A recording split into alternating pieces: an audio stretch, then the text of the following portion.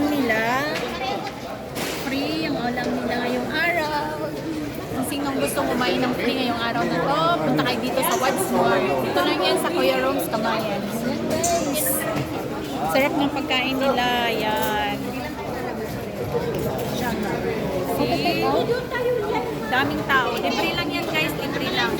Nakalay na kami. Sila may pansilang mga kanin. Yan. Ngayong araw yung kanilang grand opening. Ayan po yung kanilang